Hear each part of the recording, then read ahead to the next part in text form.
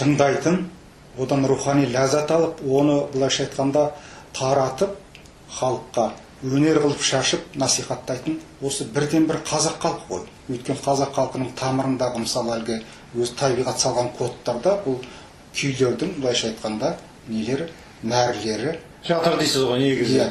Күйлердің нәрлері жатыр. Бұны тыңдап дамытатын, өсіретін, өркендететін осы бірінші кезекте қазақ халқы. Ал қазақ халқының бірден бір күйге баратын жолы ол тілі.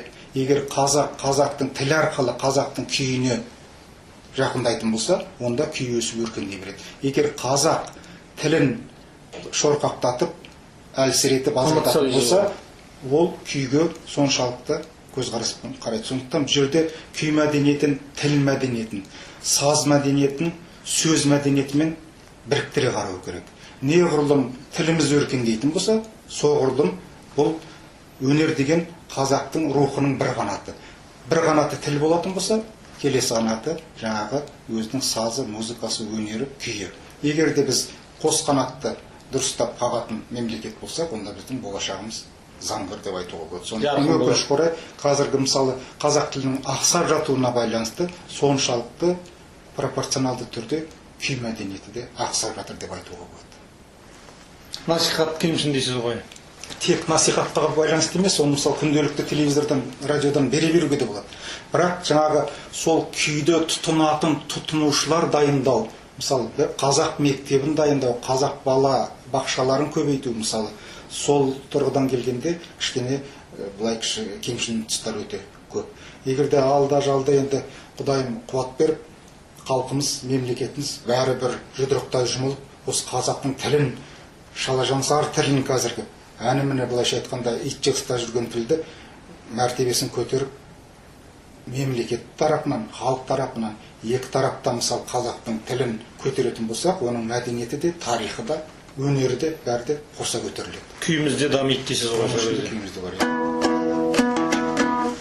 Күйшілікті отырайық енді, арасында құраған көп.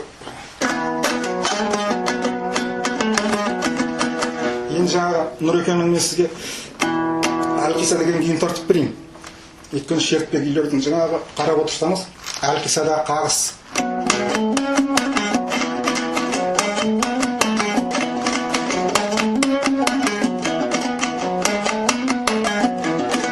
Бұл енді жаңағы алғашқы әңгімені айтып кеттім ғой. Жалпы негіз мынау арқа күйшілік мектебі дегенде, жалпы қазақ күйшілік мектебі деген өзі бір ой жағаласа туындайды адамның санасында. Ассоциация дейміз ғой. Арқа Шертпек үйі дегенде қазақтың Шертпек үйі деген ұғым туады.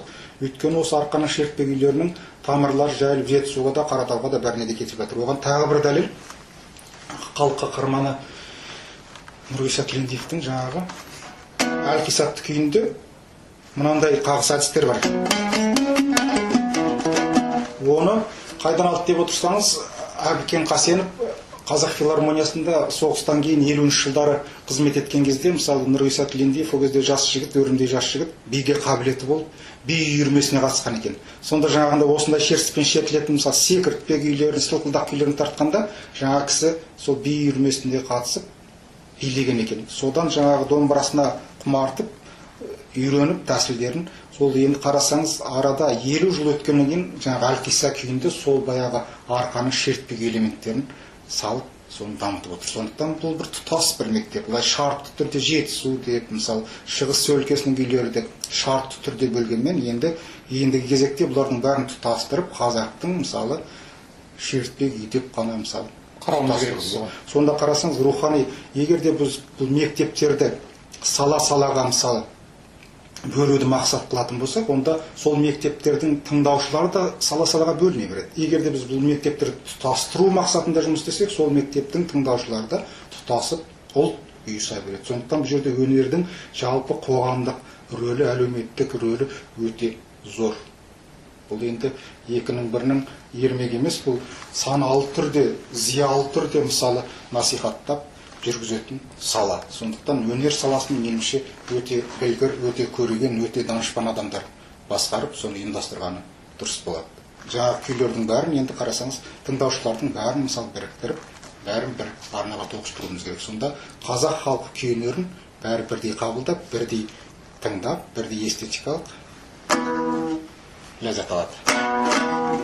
Алғысша.